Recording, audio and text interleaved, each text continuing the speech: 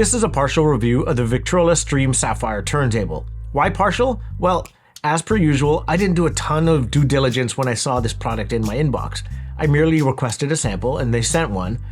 And what I saw was a wireless turntable, and my experience with the Alva TT V2 turntable from Cambridge Audio has been awesome in that it's a turntable that I can have set up on one side of my room, and then I can play music to a system on the other side. I think that's an awesome feature. If you haven't experienced a wireless turntable at all, please do so. It's awesome, especially because you don't have to get off your couch. Maybe that's indicative of how lazy I am these days, where I can change records from the comfort of my couch, but I mean, why wouldn't you want to do that? But either way, I got it a little bit wrong. This is a wireless turntable, but it's a turntable that can stream audio wirelessly via Vinylstream Wi-Fi to most network devices and also SONOS. And I don't have anything SONOS. And of course, if you wouldn't mind liking and subscribing, I'd really appreciate it. It'll help me grow my channel and help me get more products in for review. Cheers.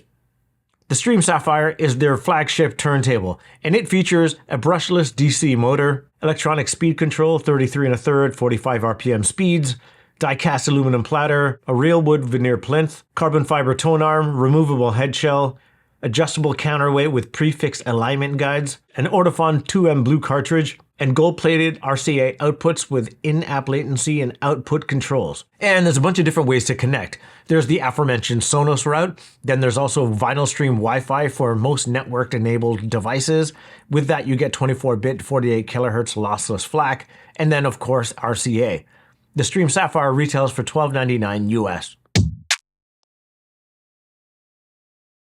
This is a pretty, cleanly designed, well-appointed turntable. The wood veneer complements the silver tone arm in the front face rather nicely. It's chunky looking and elegant at the same time. The tone arm does feel light, and I find myself being pretty gentle with it. The front face is relatively clean. The Victrola wordmark is stamped into the left. It's unobtrusive enough, but I wish it was stamped onto the top of the plinth rather than on the front, where I have to look at it all the time. The volume knob is illuminated, and it lets you know that the turntable is active and connected. Around the back, you get a mains connection, RCA outputs, ground, and an Ethernet port. The RCAs do output line level, so those of you with a special outboard preamp or a little SOL with this product, though the people that I think that this product is targeted at most likely wouldn't have an external preamp of their own. And honestly, just use it wirelessly. Where the design falls apart for me is the dust cover. It's not really a dust cover. It's open. Dust still gets in. It's more like a face guard to protect it against falling objects. It's all really nicely appointed, but I can't shake the feeling that this doesn't feel like a $1,200 turntable. It's more like an $800 one. Audio-Technica makes a wireless turntable themselves. It's called the Notes, the LPW50BT. No way I was going to remember that. And it retails for about $6.99. And then there's the Alva TT V2, but it's quite a bit more expensive, so it's not quite a comparison. Except for the fact that it's built like a tank and it feels really substantial when you pick it up. So if this could just feel half as substantial, maybe I'd be on board. But again, I have no idea how much the streaming module costs in this and maybe the SONOS license. So, you know, maybe it's justified. Unboxing this is really easy.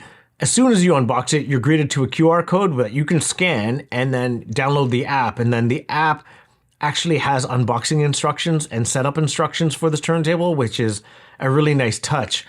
Getting this all unboxed and set up took a matter of 10 minutes. Everything from the pre-fitted head shell to the counterweight is well thought out and really helps you get going really quickly.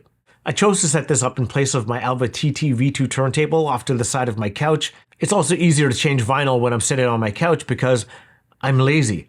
But then also selfishly, I can set this up this way and then test out the wireless functionality from the jump, which is now my preferred way to have a turntable connected.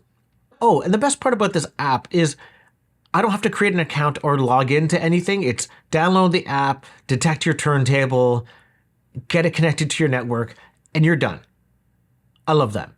Via the app, you can also choose your audio settings. There's standard or prioritized audio where you can get your FLAC resolution signal, though they do recommend using an Ethernet hardwired connection for that, which totally defeats the purpose of having a wireless turntable, but you know.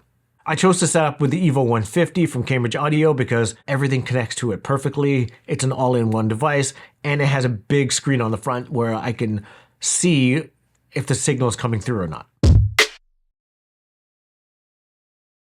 So every time I lift the needle towards the play position, the knob light illuminates, and then it automatically connects to my Evo 150. And there's a slight lag between the audio playing or the signal in the Evo 150, but it's not a big deal. I find that I just have to hover for a second or two, and then I put the needle down, and then it plays whatever I wanted. Otherwise, I might miss like the first second or so of whatever song I want to hear. The speed knob works well, and the speed changes quickly, enough for a belt drive turntable anyway. The volume knob changes the volume drastically, almost tenfold, so I found myself not using the volume knob on the turntable whatsoever. Sound-wise, I think this turntable sounds great. Playing Dilla's Rough Draft album sounded amazing on standard, but then even better on the prioritized audio setting. And I didn't experience any dropouts in my condo. I'm pretty close to the router. I have really great Wi-Fi signal strength, but I have read that other people may have struggled to get a good connection in the prioritized audio, so just bear in mind that individual user results may vary here. I also got a chance to rediscover some old favorites. There's the Bleeps tune from Photech with the B-side Something Else. That's actually the name of the song. And then there's Nurican Soul's entire album on vinyl, which is amazing. Of course, it's vinyl, and it's a turntable review. What are you talking about? And also the Four Hero remix of I Am the Black Gold of the Sun, Tune, all sounded amazing. Via RCA, running the entire album back again, Black Gold of the Sun remix again, but also inserting Ronnie Size's It's Alright, I Feel It remix again. It sounded as good as the prioritized audio connection, dare I say indistinguishable. Overall, the sound is great. Big, if a little tonally rich, which maybe makes it not an audiophile critical listening turntable, but I don't see this as an audiophile product. I see this as a lifestyle turntable with great sound. Overall, this is a great turntable with an equally great sound.